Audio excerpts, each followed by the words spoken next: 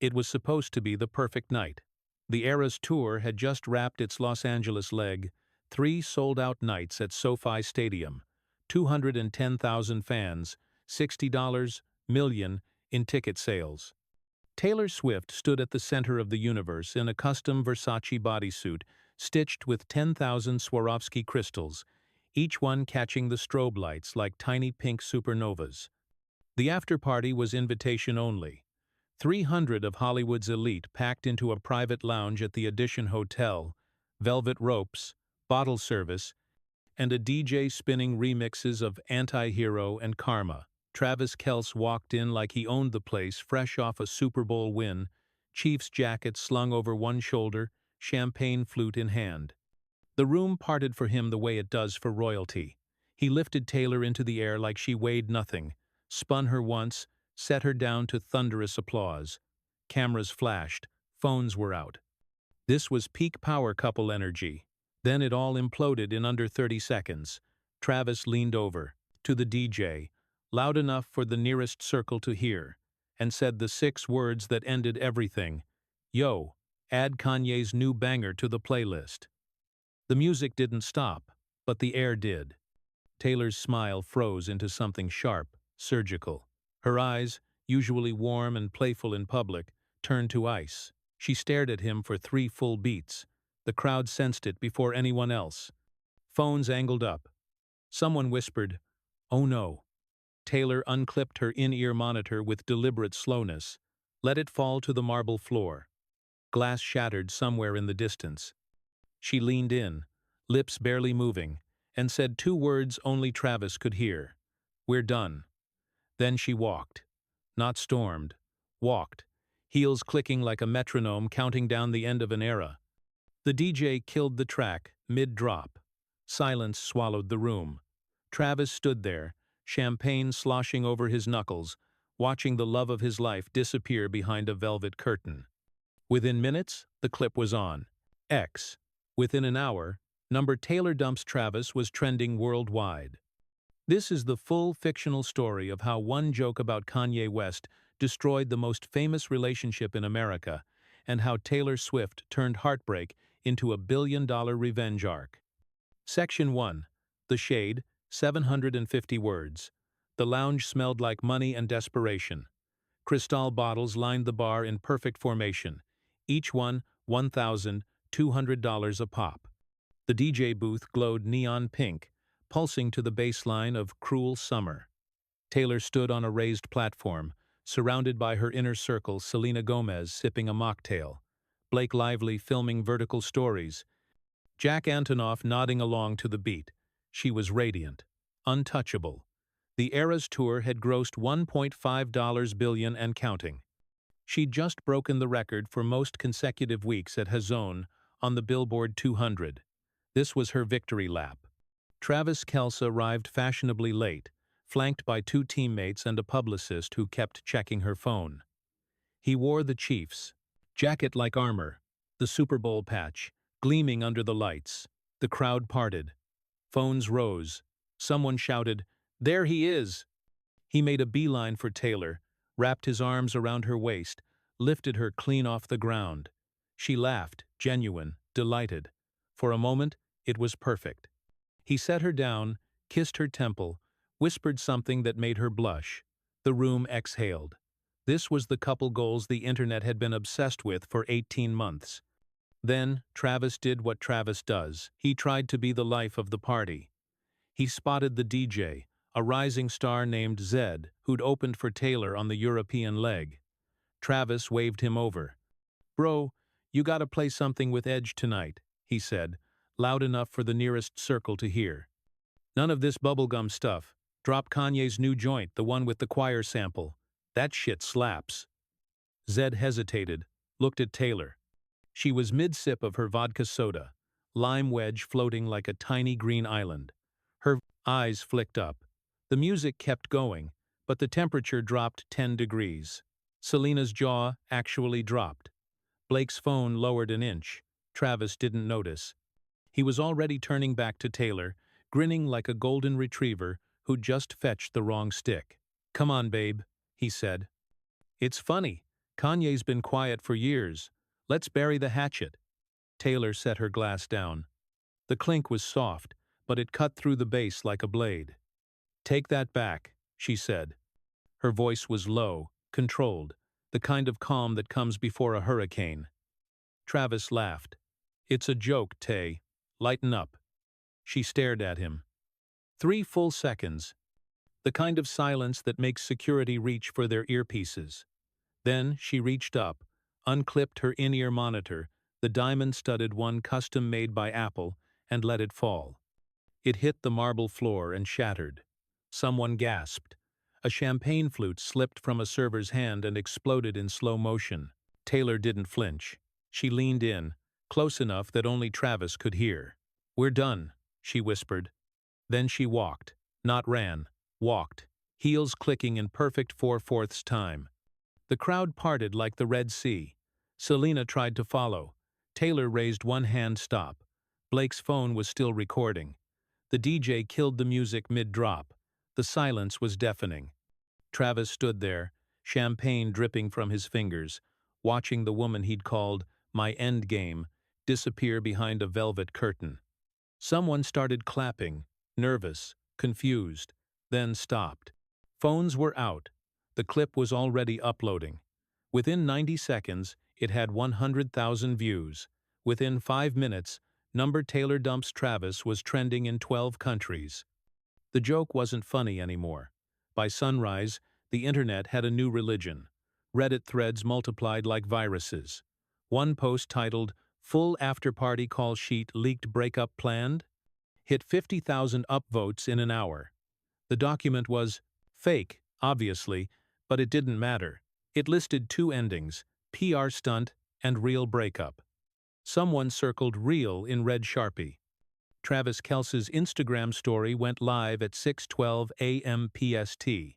A black screen with a single broken heart emoji overlaid on a photo of Kanye West holding his 2016 Grammy for Ultraviolence.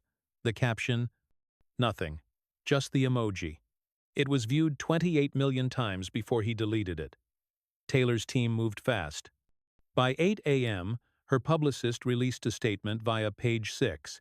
Taylor Swift and Travis Kelce have ended their relationship. Some jokes cost more than Super Bowl rings. She wishes him well. The quote was icy, surgical, and instantly memed into oblivion. Ticketmaster reported a 500% spike in Eras Tour resale searches, fans desperate to see if she'd address it on stage. She didn't, but the merch did. By noon, the official store dropped a limited pink hoodie with the words, "Some jokes cost more," embroidered in gold thread. It sold out in 7 minutes, $89.99 each, $4.2 million in revenue. TMZ ran the headline in 72-point font. Pop Princess dumps NFL Prince over Kanye joke. The chyron read, "Sources say Travis didn't read the room." Kanye West, meanwhile, was in Chicago, headlining a surprise show at the United Center. Drone footage showed 80,000 phones lighting up the arena in a sea of pink Swifties who'd bought tickets just to scream the lyrics back at him. He performed the infamous New Banger, a track called Famous 2 that sampled Taylor's own "Look What You Made Me Do." The hook, "I made that bitch famous," again. The crowd lost its mind. Kanye smirked into the camera, gold teeth flashing. "This one's for the culture," he said. Back in LA, Travis was spotted leaving Nobu Malibu alone. Paparazzi swarmed. He didn't speak. Just held up a peace sign and got into a black Sprinter. The next night, he appeared on a late-night puppet segment literally. The host used a Taylor Swift puppet with blonde yarn hair to slap a Travis Kelce puppet across the face. The audience roared. The clip got 40 million views. Taylor, meanwhile, was photographed on a yacht off the Amalfi Coast. White bikini, oversized sunglasses, wind in her hair. No caption. Just a single pink heart emoji. The photo broke the internet. Vogue called it the ultimate post-breakup glow-up. The Sun ran a sidebar. Taylor's revenge body. How she dropped 5 pounds of dead weight. By the end of the week, the breakup had its own Wikipedia page. Subsections included the joke, the walkout, the merch drop, the Kanye concert, and the yacht photo. Analysts estimated the combined media value at $250 million. Taylor's team didn't confirm or deny anything. They didn't need to. The silence was the loudest part. She was already writing the next album. This wasn't the first time Kanye West had inserted himself into Taylor Swift's narrative. It started in 2009 at the VMAs. She was 19, accepting her first Moonman for You Belong With Me. Kanye stormed the stage, grabbed the mic, and declared Beyoncé should have won. The camera cut to Beyoncé's face, pure shock. Taylor stood frozen, microphone dangling, tears in her eyes. The internet dubbed it the incident. She spent the next year in hiding. Then came 1989, her pop rebirth. Clean, bright, untouchable. She won Album of the Year at the Grammys and thanked the people who will always believe in me. The shade was subtle but lethal. Kanye responded with, famous in 2016. I feel like me and Taylor might still have sex. I made that bitch famous. Taylor clapped back at the Grammys. There will be people along the way who will try to undercut your success or take credit for your accomplishments. The feud became legend. Then came Reputation, the Snake era. Black lipstick, hooded eyes, look what you made me do. The video opened with a graveyard of her past selves. Kanye was buried in one of the graves. She sold 2 million copies in the first week. Then Lover healed, Pastel, In Love. She met Joe Alwyn. The world exhaled. Then Travis Kelce, the NFL's golden boy. The podcast appearances. The Super Bowl kiss. The Traylor mania. It felt different. Real. Until Coachella 2024. Leaked texts showed Travis messaging an ex during Taylor's headline set, Miss Your Face. The screenshots were blurry but damning. Taylor never commented. But the next week, the Tortured Poets Department dropped with a track called The Alchemy, widely interpreted as a love letter to Travis. Fans thought the storm had passed. It hadn't. The after-party joke wasn't random. It was the final straw in a pile that had been building for years. Taylor had spent a decade turning pain into platinum. She'd survived Kanye, Scooter Braun, the Masters heist, the Kim Kardashian snake edit. She'd built an empire on turning betrayal into anthems. Travis didn't just joke about Kanye, he joked about the one thing she'd never forgiven, the one wound that never closed. She has 14 Grammys, 1.5 billion streams. A tour that grossed more than the GDP of some countries.